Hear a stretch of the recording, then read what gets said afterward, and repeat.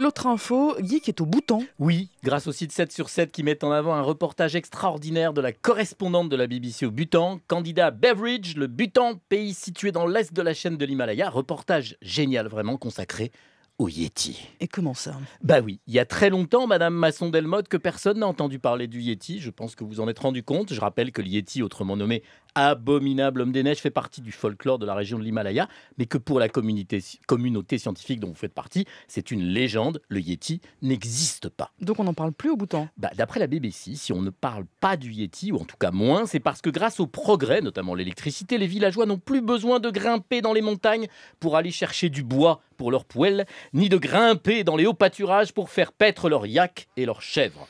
Comme ils ne gravissent plus ces cimes, ils ne croisent plus de traces du Yéti.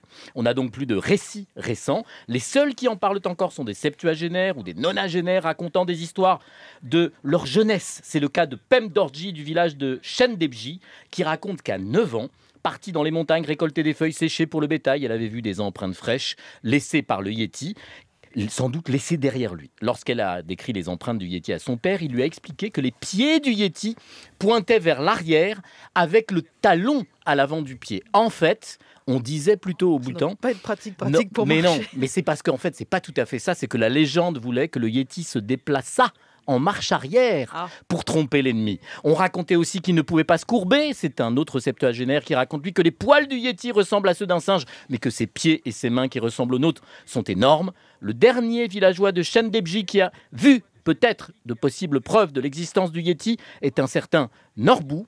Mais c'était il y a une vingtaine d'années, il avait alors 18 ans, il était dans les montagnes avec son bétail et il a vu une grande empreinte et les marques du corps d'un Yéti dans la neige. 5 ans plus tard, le même dit avoir découvert un repère de branches finement tressé de bambou, un Yéti forcément. Alors moi, madame, je crois au Yéti, comme je crois au monstre du Loch Ness, peut-être même au Père Noël. J'ai donc une toute autre interprétation de cette triste disparition du Yéti qui, madame Masson-Delmotte, vous qui êtes la coprésidente du GIEC, va probablement emporter votre adhésion.